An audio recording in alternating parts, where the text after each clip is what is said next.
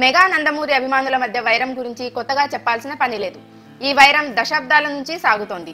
ఆ రెండు ఫ్యామిలీల హీరోలు కొంచెం సఖ్యతగా కనిపించినా అభిమానులు మాత్రం ఎప్పుడూ శత్రువుల్లాగానే మెలుగుతుంటారు.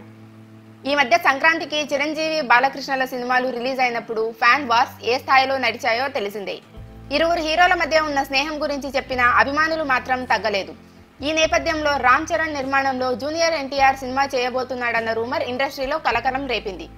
ఈ కాంబినేషన్ నిజం కావడానికి ఎంత మాత్రం అవకాశం లేదని స్పష్టంగా తెలిసినప్పటికీ నిప్పు లేనిదే పొగ రాదు కదా అని సన్నాయి నొక్కులు నొక్కుతూ ఈ రూమర్ నిజమే అనే భ్రమ కలిగించే ప్రయత్నాలు చేశారు కొందరు.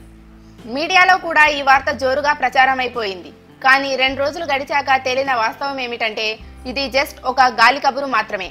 కొణిదెల ప్రొడక్షన్స్ లో ఎన్టీఆర్ నటించే అవకాశం ఏమాత్రమూ లేదు.